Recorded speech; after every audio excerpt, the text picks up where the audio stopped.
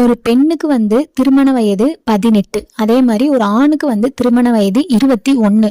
ஒரு பொண்ணு வந்து மேரேஜ் பண்ணிக்கிறதுக்கு பிறந்த தேதியிலிருந்து 18 வயசு கம்ப்ளீட் ஆனால் மட்டும்தான் அவங்க வந்து மேரேஜ் பண்ண முடியும். அதுதான் லீகல் மேரேஜ்.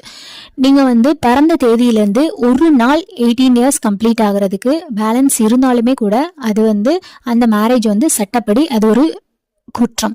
இதே மாதிரி ஒரு ஆணுக்கு வந்து 21 வயசு வந்து கம்ப்ளீட் ஆகணும். அதே மாதிரி தான் ஒரு ஆணுக்கும் அவங்க பிறந்த தேதியிலிருந்து 21 வயசு ஒரு நாள் முன்னாடி பின்னாடி இருந்தாலும் கூட அது வந்து சட்டப்படி தண்டிக்கப்படுவாங்க.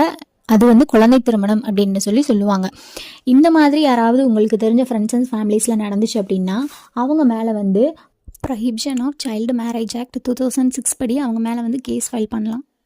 குழந்தை திருமணம். இந்த குழந்தை திருமணத்தை பற்றி நம்ம சேனலில் வந்து வீடியோ அப்லோட் பண்ணியிருக்கோம். அதை வந்து ஃபஸ்ட்டு கமெண்டில் பின் பண்ணுறேன். அந்த வீடியோ போய் மறக்காமல் பாருங்கள். இதை பற்றி மோர்